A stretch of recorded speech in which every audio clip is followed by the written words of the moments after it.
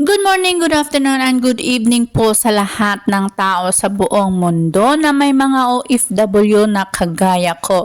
Welcome to my channel, Chang TV, ang nag-iisa niyong auntie. And to all my silingans out there, magandang araw po sa inyong lahat.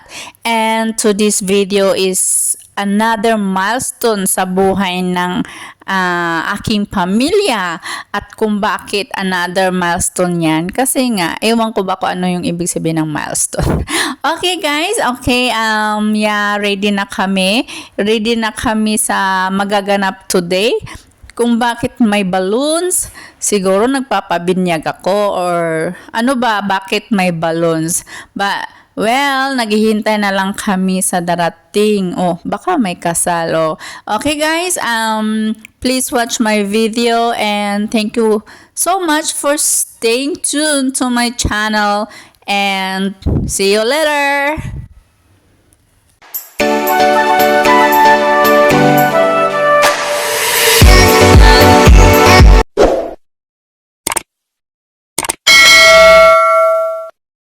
Ito na nga mga silingan. Ito na yung reveal time, okay, no? Reveal time na kung bakit may balloons, kung bakit may mga food sa lamesa, kung bakit, ayan, bisibisihan ang auntie nyo, kung bakit, haggard pa rin siya.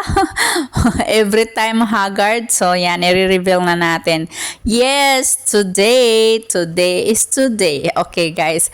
Kung nakita nyo yung vlog ko na yung preparation doon sa house blessings namin, so ito na yung continuation niya. So, ayan, tapos na namin lutuin yung dapat lutuin. Tapos na namin i-prepare yung mga kakailangan. At tapos na rin namin i-set up yung mesa. Yun nga lang, yung lechon plate. Ewan ko ba kung nasaan yung lechon. But anyway, sana darating, no? Darating yung lechon natin. Kasi sayang yung plato ng lechon dyan at wala tayong mailalagay. Ito na nga, pinakamahalagang ganap sa buhay namin kasi magpapa-house blessings na kami. And I'm very thankful sa pamilya ko na andyan talaga, na tumulong sa akin. Never akong nahirapan dahil andyan sila na kusang tumulong sa mga gawain. Yung ate kong yan, yung kapatid ko, thank you so much. At sa mga pamangkin ko na magaganda, no, talagang sila yung nag-prepare, di ba? Yan ang Pinoy, yan ang kagandahan ng mga Pilipino. Pag may mga ganyang handaan, nagtutulungan talaga. So, naghihintay kami sa pastor na darating. So, ayan, nagpaano muna kami, nag-relax muna kami sa buhay kasi nga, from morning until 3 p.m. parang, oh my God, talagang tudo yung namin. Yung trabaho, yung pagluluto kasi nga, liit ng kusina namin kaya isa-isa talaga kaming nagsasalang. So, hinihintay na lang namin yung pastor. Yun yung nanay ko na nakaupo dyan, medyo masakit yung head niya. And then yung isa dyan, yung kapatid ko na panganay namin. And sa nabanggit ko nga, maraming salamat dun sa kapatid ko dahil siya yung nag-sponsor ng lechon. O, di ba? May sponsorship na lechon. Saan ka pa niyan? So, ang swerte-swerte ko dahil may kapatid akong mayaman. Okay, guys. Yun yung bunso namin. So, yan. Ewan ko kung nasaan talaga yung lechon ngayon. But anyway, matagal pa naman kami mag-start ng ng hapunan kasi medyo early pa naman. Nagugutom na yata yung kapatid ko dyan.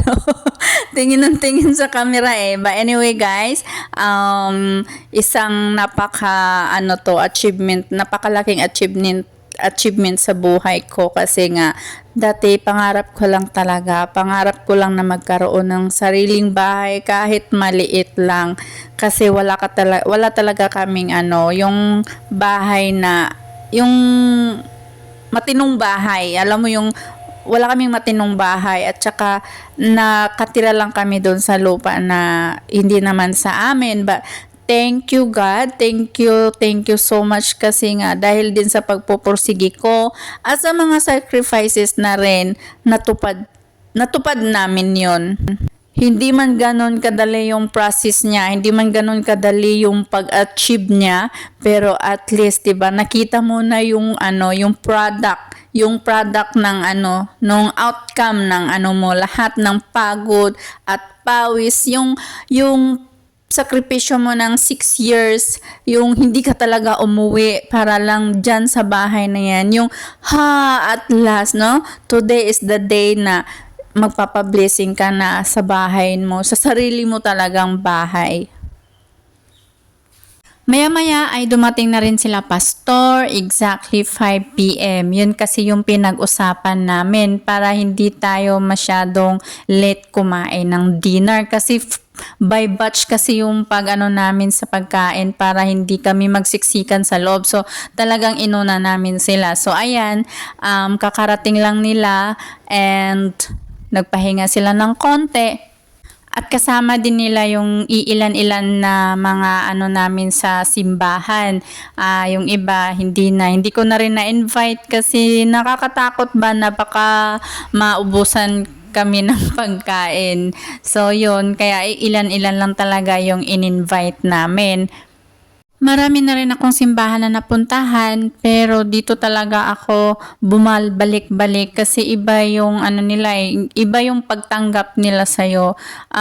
They will accept you as a family. Ganun yung pag-embrace nila sa mga taong gustong magbago na kagaya ko. Parang nakarelate din ako sa buhay nila kasi meron din silang mga past na mga ginagawa na na-overcome nila yon dahil nga naniniwala sila kay God. So doon ko din na yung sarili ko na basta't may Panginoon ka sa buhay mo, kahit ano man yung posible, kahit ano man yung imposible pala, kahit ano man yung imposible na mangyayari sa'yo, posible yon dahil kay God because God is powerful. Since nakapagpahinga na ang lahat at nakainom na rin ng tubig, so sinabi na ni Pastor na magsisimula na kami. Sa iyong pagdako, ako sa nakikinig kaya pagkaanilogin mo kung nauban ka, may katagbawan, labaw sa kalang, higit na kanila.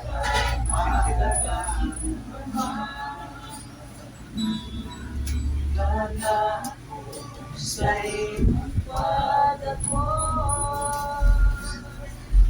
ako sa nakikinig tumakas, ay pagkaanilogin mo kung kauban ka, ay kasagbawan.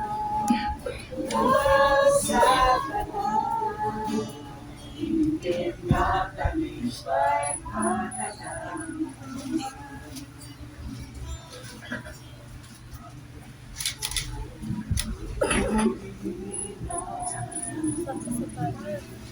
Ang pag-ihan alam ka na.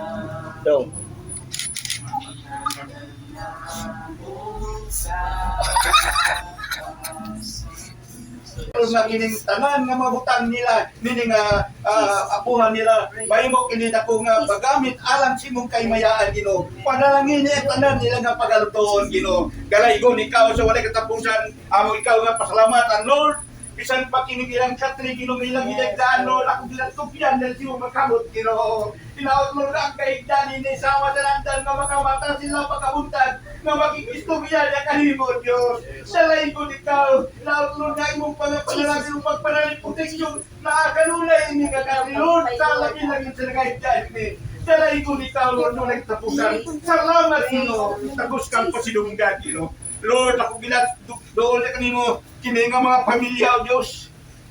Nagto kami Ginoo nga antod karon nga orasa ang imo kusitsa na itang kauban kanila Ginoo.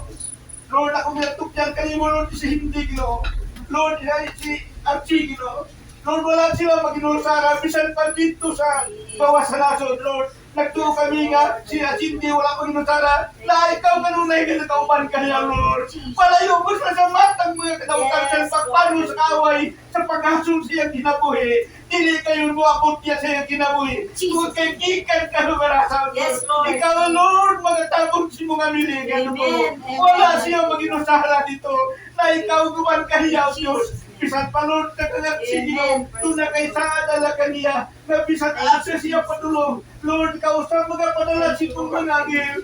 Pantay siya, O Diyos, doon na kay saadala kanila. Nauman nila, Lord, nga iya kinigman ko, Lord. Na bisan asa siya patulong. Kung kawas mo, pasulogan nila panimalay. Ang tinunganghel, mga uban kanila dito. Dalay ko ni ka sa walay kataputan. Lord, ako ginatugyan, Lord, sa pagkaong, Lord, kang tubig sino, o kang salan ng pamilya nga nasulot na panimalay, nga tagiyanin ng panimalay, ako ginatugyan sa Yes, mga kamot, Lord. Ikaw, Ginoo, magatag ka ng protection, Ginoo. Amen. Paguni yung Diyos mga milingan dugo. Amen. Nga sa pangplano sa kaway, sa pag-asun sa lang kinabuhi. Pinagi sa mga palatian, o pinagi sa mga diskrasya. Dili kayo mulang po sila ng kapita. Tungod kay gikan nga wala ka. Ako gitugyan na si mo makamo. Yes. Pantay kini nga papilya, Ginoo. Dalay ko ni Ikaw sa walay katapusan. Nagpo kami yung Diyos kong gikan kayo para sa Ginoo. Dili kayo di mo sila pasagdan. Kung dili sa asal sila patulong. Na ikaw, Ginoo, mga padala si mong mangangil. Aron sa pagpantay sa ilang kinamon. Inintanan nga timong pamilya, Ginoo. Dalay ko ni Ikaw sa walay katapusan. Lord, ako kamulian sa kalendong simbaya, Ginoo. Ginoo Isus, ikaw lang mga kayang nga madawat sa kanya na mong pagpasalamat sa ngalan ni Jesus. Amen. So ito na nga ang pinakahihintay ng lahat, ang lafangan time. Medyo gutom na rin sila pero a bit early pa naman. So finally yung lechon natin ay natuntun niya na rin yung bahay natin. So guys, I'm not bragging here. I just want to inspire all the OFW na may mga pangarap na kagaya ko na kung kaya ko, kaya nyo rin. Motivation lang. Motivation, and you have to plan. At ang pinaka-importante, magdasal tayo sa ating mahal na Panginoon para gabayan niya tayo lagi sa araw-araw. Sa kapatid kong ito, thank you so much for sharing your blessings, and unexpected yon dahil alam kong kailangan mo rin yun, but you still want to share the blessings with us. Maraming salamat. One of these days, it's my time to give you back naman din. And that time, hindi lang isang lechon, gawin kong 3 lechon. Lechong manok nga lang. Bye-bye!